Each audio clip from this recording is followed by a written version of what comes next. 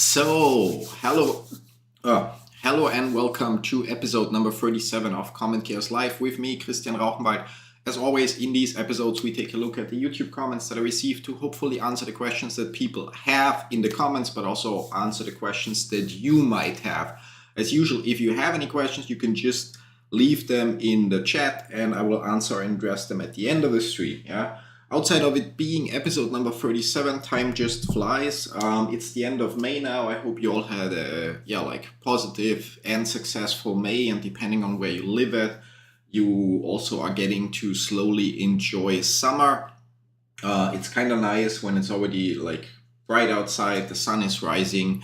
I don't know how it's for you guys, but for me it's when it's winter time and autumn, and so autumn and winter when it's dark and rainy and cloudy. I'm usually way less productive because then I just want to be on the couch and watch a movie. Whereas when the weather is nice like this, I'm actually more motivated to also do something. Usual disclaimer applies to this live stream / video. If you're watching it later and not live right now, everything that I share in this live stream / video is my personal opinion and no way financial or professional advice of any kind. You should always do your own research, consult certified professionals, draw your own conclusions, and make your own decisions. And with that, we can jump straight into Agora Pulse, the tool we're using to manage our social media content.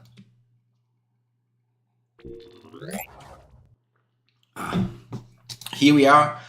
We don't have that many comments today. As you can see, there are a total of 6. First one on the Pi Day price discussion and EMA live stream that we did a while back on the 8th of March. In fact, it's good listing. Honestly, not sure what is meant by that. Yeah. Because right now Pi isn't listed, or real Pi coins aren't listed anywhere, so just IOUs are listed. So yeah, not sure what that guy means by that, but I will ask then later and maybe he clarifies and we'll see his reply then tomorrow in another episode. That seems like a going topic. I think we have it every day, somebody that says, okay, my KYC is taking that long.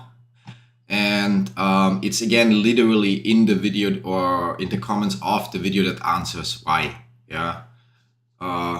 It's been that's about KYC invite. Yeah. So there's a different video. So if you didn't get an invitation yet, so if you go to kyz.pi in the Pi browser and you didn't get an invitation, so it says no slot available. Yeah.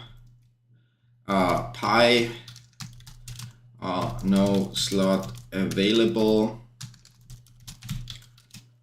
then you should check out this video as it explains why and what you have to do. Yeah, I'm also, since I already have a copy, just gonna say C and here. Yeah, there we go.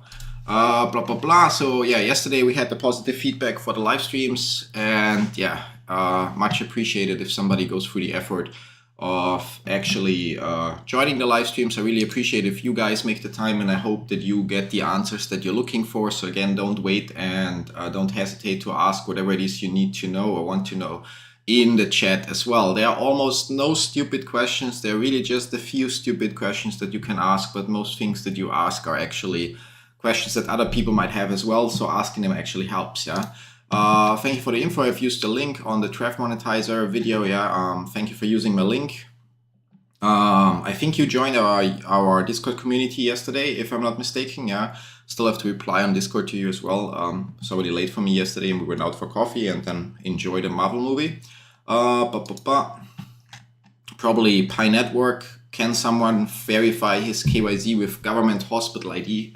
I don't think so. It depends on the country, but in most countries only very common IDs are used. So since a hospital ID is not very common other than for people working at a hospital, I doubt that it will work. So usual things are obviously international passport, national ID cards, driving license might work in some countries. So those are the usual things, but yeah, I don't think a hospital ID card will work. Yeah. Anyway, when you go to KYC, you have the option where it asks you which document you want to provide. So, and there you see what's supported in your country and what's not.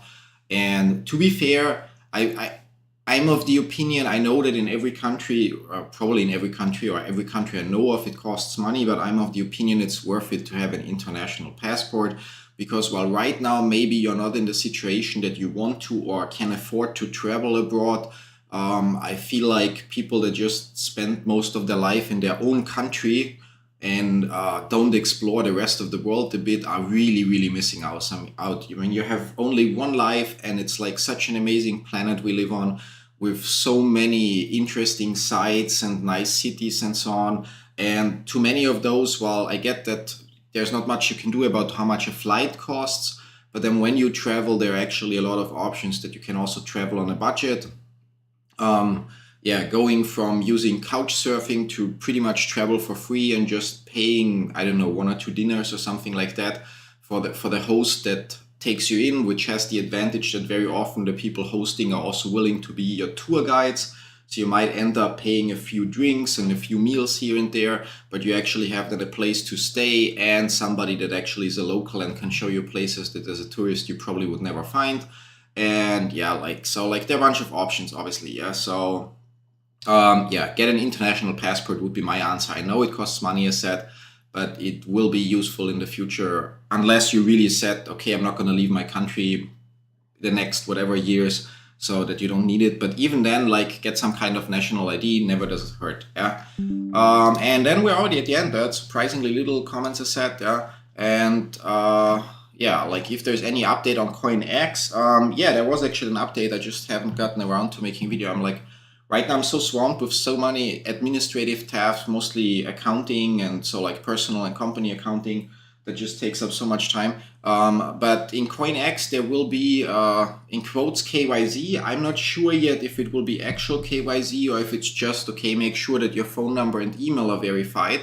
And surprisingly, there will only be 1 week where people will be able to do that, to then actually be able to claim the, yeah, CoinX is on Android only, yeah, to claim the CoinX token now. I'm not sure if it's showing here, CoinX there, yeah. So to get them to their wallet, you can see it's currently listed at P2B and LBank. Don't know LBank, but P2B we already know from early days of Phonium back then, yeah. But basically, to get your CoinX token that currently trade at 2 cents per token, you need a Ethereum wallet address, which then the wallet app that you're using has to support the Binance Smart Chain, and you need to keep an eye on the CoinX app to complete KYZ. Again, in the profile, you can already make sure that your email and phone number are verified, and then just check once per day or every second day if there's an additional KYZ showing up, because from the announcement that I saw, again, KYZ will only last for a week, and people that miss out on that KYZ, unfortunately, will probably not get their coins transferred. I don't know why there is like only a week for it. And it really depends. If it's the account and email thing, so email and phone number, then it's fine, because that already worked for some time. I checked my account, it's already verified, and I don't remember ever doing that. So like verifying the phone number and verifying the email. So so that already worked way back. And so people had enough time. If, however, there's some kind of real KYZ and people are required to upload their ID and blah, blah, blah, and so on, then I think 1 week is really like a slap in the face for people that have been reliably opening the app and pushing a button. But yeah, yet another app that actually, I mean, so far the coins haven't been transferred and whatnot, yeah, but yet another app that actually didn't look very promising and suddenly brings some monetary value to people. I know 2 cents, it's not a lot. I mean, you can look in the project. If you believe in it, maybe the price will increase over time and so on, yeah. Or it's actually not 2 cents, but 0.2 cents, yeah. So I guess I know that it's not a lot that many people will get. I honestly don't know what my balance is, and if what I will get will be $1 or $100, or I really don't know. But it's nice to see that basically just for pushing a button, users again in a project will get some crypto.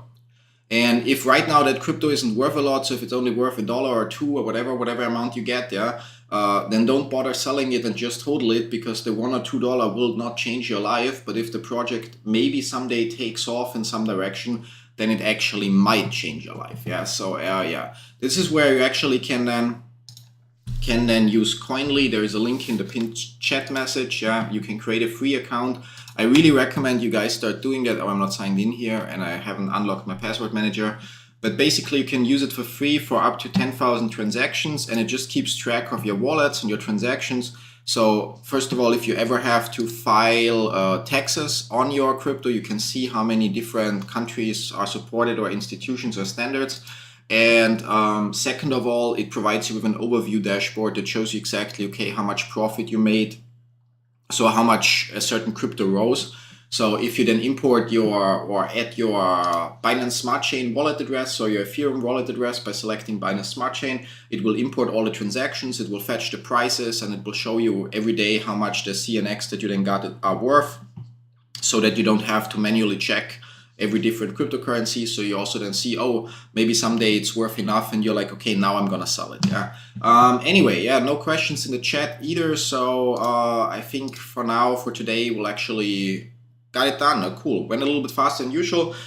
There will be another live stream at 10:30, so in around 3 hours, a little bit less than 3 hours, on my Popular Investor channel, where as usual we look into like forecasting the movements in charts and indices. Today we're probably going to look if an investment against the Russell 2000 or the Dow Jones Industrial Averages makes sense. Spoiler alert, the answer is yes. Just let's have to find what to invest in. So like which specific asset to use to bet against those indices. And then, yeah, that's then probably it for today. Like I'm still not sure. I have to check if the Diablo download is already available, but the official game start is either tomorrow or on Friday. Then there will be Twitch streams again. And so, yeah, thank you guys all for tuning in. Switching here. So, yeah, thank you guys all for tuning in. I hope you have a great last day of May 2023, and that you then have a great start into June. And see you all then later in another stream, another video on Discord, or yeah, like that's pretty much it. So thanks for tuning in.